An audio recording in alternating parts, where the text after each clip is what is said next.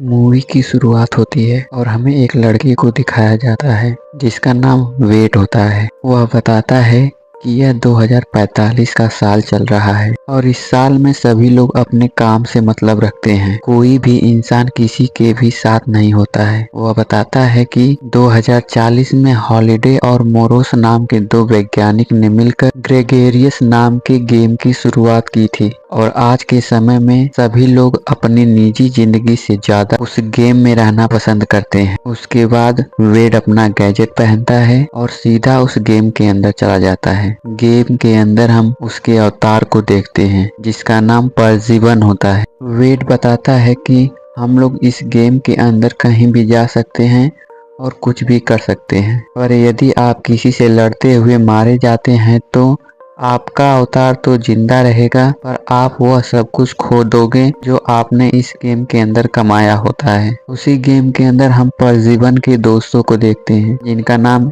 H, सो और टाइटो होता है। दरअसल इस गेम के मालिक हॉलिडे ने मरने से पहले यह ऐलान किया था कि मैंने इस गेम के अंदर एस्टर एग बनाया है। जो भी उस एग को ढूंढ लेगा वह इस गेम का मालिक हो जाएगा और इस गेम के सारे शेयर्स उसके नाम हो जाएंगे। हॉलिडे ने कहा था कि उस एग को ढूंढने के लिए मेरे अवतार ने 3 चाबियां बनाई है जिसके जरिए 3 गेट खुलेंगे और जो भी उस गेट के पहेली को सुलझाकर उस एस्टर एग को पा लेगा वही इस गेम का मालिक बनेगा। अभी तक किसी ने भी चाबी को ढूंढ नहीं पाया है, पर सभी को पहली चाबी तक पहुंचने का रास्ता पता है, जो कि एक रेस थी और वह रेस इतनी कठिन थी कि आज तक कोई भी उसे पार नहीं कर पाया। वहीं पर हम कुछ सैनिकों को देखते हैं जिन्हें सभी लोग सिक्सर के नाम से बुला रहे होते हैं। दरअसल ये लोग एक कंपनी के लिए काम कर रहे होते हैं जो दुनिया की दूसरी सबसे बड़ी कंपनी होती है और वे लोग हॉलिडे के इस गेम को जीतकर नंबर 1 बनना चाहते थे और उस कंपनी के मालिक का नाम नोनल होता है जो बहुत ही कमीना इंसान होता है। रेस शुरू होने में कुछ समय बचा होता है, तभी परजीवन को एक लड़की दिखाई देती है जिसका नाम आर्टमस होता है। थोड़ी देर में रेस शुरू हो जाती है और सभी लोग रेस को जीतने के लिए अपनी पूरी ताकत लगा देते हैं, पर रास्ते में बहुत से ट्रैप होने के कारण उन्हें रेस जीतने में बहुत मुश्किल हो रही होती है। इस रेस का सबसे बड़ा ट्रैप एक डायनासोर और कॉन्ग होते हैं। डायनासोर सभी को बहुत बुरी तरह मार रहा होता है, पर परजीवन उससे बचकर आगे निकल जाता है और जैसे ही मंजिल तक पहुंचने वाला होता है उसी समय वह कॉन्ग उसके आगे आ जाता है और परजीवन अपनी गाड़ी को रोक देता है। तभी उसे आर्टमस आती हुई दिखाई देती है। वह उसे रुकने को कहता है पर वह नहीं रुकती है। तब परजीवन उसे पकड़कर नीचे खींच देता है और कॉन्ग उसकी बाइक को पकड़कर तोड़ देता है। उसके बाद परजीवन उसकी बाइक ठीक कराने के लिए अपने दोस्त एच के पास जाता है। थोड़ी देर बाद एच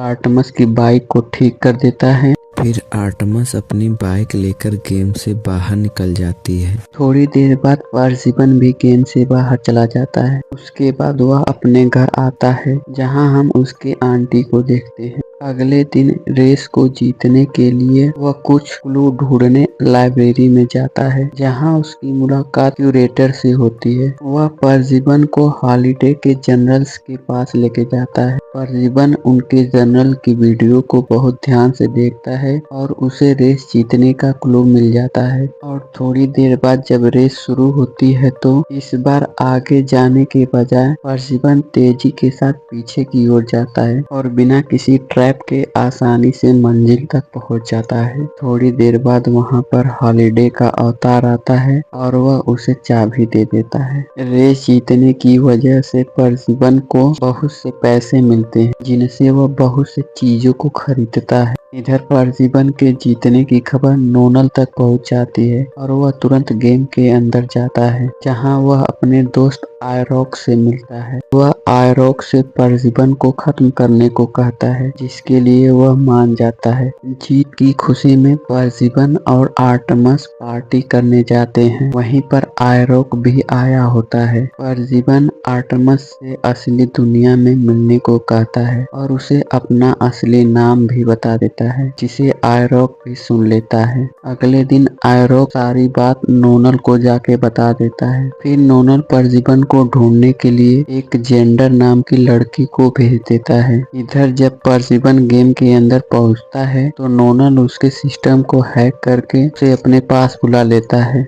और उससे कहता है कि तुम मेरी कंपनी को ज्वाइन कर लो, मैं तुम्हें बहुत सारे पैसे दूंगा। पर परजीवन उससे तुरंत मना कर देता है। तब नोनल परजीवन को उसका असली नाम बताता है और उससे कहता है कि मेरे लोग जल्द ही तुम्हारे घर पर पहुंचकर उसे उड़ा देंगे, जिसे सुनकर वह तुरंत घर की तरफ दौड़ने लगता है। लेकिन जब तक वह वहां पहुंचता तब तक एक बहुत बड़ा धमाका होता है, जिसमें उसकी आंटी की मौत हो जाती है। उसी समय एक आदमी परजीवन को पकड़कर एक लड़की के पास ले आता है, जिसे देखकर वह समझ जाता है कि यह आर्टेमस ही है। आर्टेमस उसे बताती है कि मेरा असली नाम समांथा है। वे दोनों अगली चाबी के बारे में एक दूसरे से बात करते हैं और तभी उन्हें उसका क्लू पता चल जाता है। तब वे दोनों तुरंत अपने दोस्तों के साथ गेम के अंदर पहुंचते हैं। क्यूरिएटर की मदद से उस चाबी की जगह पर पहुंच जाते हैं, जहां चाबी को लेने के लिए आर्टेमस आगे बढ़ती है और थोड़ी देर बाद वहां पर हॉलिडे का अवतार आ जाता है, जो उसे वह चाबी दे देता है। उसी के साथ परजीवन और उसके दोस्त भी अगली चाबी पा जाते हैं। अगले दिन नोनल को परजीवन के बारे में पता चल जाता है और वह अपने लोगों को उसे पकड़कर लाने के लिए भेज देता है। पर जब वे लोग परजीवन को पकड़ने पहुंचते हैं तब आर्टेमस उसे वहां से भगाकर अपने आप को उनके हवाले कर देती है। इधर परजीवन बहुत तेजी के साथ भाग रहा होता है, तभी उसे एक लड़की पकड़ लेती है, जिससे बात करने पर वह उसे पहचान जाता है। दरअसल यह लड़की उसके गेम का दोस्त एच होता है। वह लड़की उसे लेकर एक गाड़ी के पास पहुंचती है, जहां उसके बाकी दोस्त सो और टाइटो मिलते हैं। वे सभी लोग वहां से भाग जाते हैं। फिर वे लोग अपनी दोस्त आर्टेमस को बचाने के लिए प्लान बनाते हैं। इधर नोनल को आखिरी पहेली का हल मिल जाता है, जो कि एक गेम होता है, जिसे जीतने के लिए वह आयरॉक और ऑर्ग की मदद से उस आखिरी पड़ाव के चारों तरफ एक शील्ड बना देता है। नोनल जब गेम से बाहर निकलता है तो परजीवन और सो उसके सामने गन लेकर खड़े होते हैं। परजीवन उससे आर्टेमस के बारे में पूछता है। डर के मारे नोनल उसे सब कुछ बता देता है। फिर परजीवन वहां से बाहर आता है। तब हमें पता चलता है कि उन्होंने नोनल के सिस्टम को हैक कर लिया है और उसके ऑफिस जैसा एक होलोग्राम तैयार किया है, जिससे नोनल को लगे कि वह गेम के बाहर है, पर वह अभी गेम के अंदर ही होता है। फिर वे लोग आर्टेमस को कांटेक्ट करके उसे वहां से बाहर निकाल देते हैं, पर आर्टेमस बाहर जाने से मना कर देती है। वह कहती है कि मैं उस कवच को तोड़ने की कोशिश करती हूँ ताकि हम सभी लोग आखिरी पड़ाव तक पहुँच सकें। उसी समय नोनल भी समझ जाता है कि यह सब छलावा है और वह गेम से बाहर आ जाता है और आर्टेमस को ढूंढने लगता है।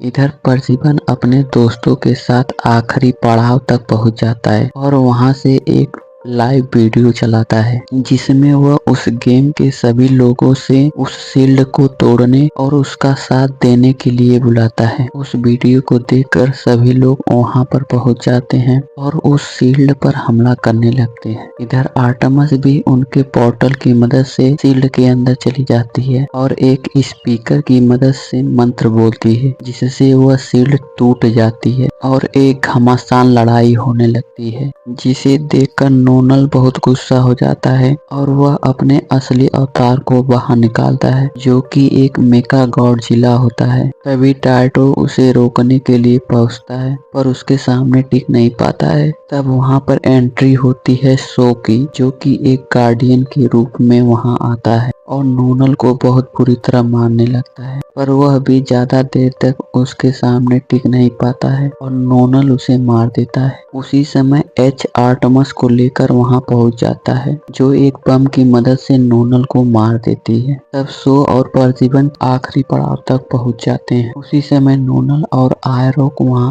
आकर सो को पकड़ लेते हैं। नोनल परजीवन से कहता है, तुम यह गेम जीतकर वह चाबी मुझे दे दो, मैं तुम्हें 5 करोड़ रुपए दूंगा, पर परजीवन ऐसा करने से मना कर देता है। तब नोनल एक बम निकालता है जो इतना खतरनाक होता है कि के फटने से उस गेम के सारे अवतार मर जाएंगे। इससे पहले नोनल कुछ करता, परजीवन उस पर अटैक कर देता है और उन दोनों में फाइट होने लगती है। उसी समय नोनल वह बम एक्टिवेट कर देता है जिससे एक बहुत बड़ा धमाका होता है और सारे लोग खत्म हो जाते हैं। लेकिन थोड़ी देर बाद हम परजीवन को फिर से देखते हैं। तब हमें पता चलता है कि परजीवन को किसी ने एक एक्स्ट्रा लाइफ दी होती है। इधर एच को आर्टमस मिल जाती है और वह उसे अपने साथ लेकर चली जाती है। परजीवन बहुत आसानी से ही उस गेम को जीत जाता है। तब वहाँ पर हॉलिडे का अवतार आता है जो उसे आखिरी चाबी दे देता है। परजीवन तीनों चाबियों को एक दरवाजे में लगाता है जिसके खुलते ही हम उस एग को देखते हैं। उसके चारों तरफ सिर्फ सोने की चीजें होती हैं। उसके बाद वह अवतार हॉलिडे के असली रूप में आ जाता है और उस एग को परजीवन के हाथों में दे देता है। थोड़ी देर बाद वहाँ पर मोरो नाम का एक आदमी और कुछ वकील आते हैं जो उस गेम के पेपर को लाए होते हैं। परजीवन उस गेम को अपने दोस्तों के साथ मिलकर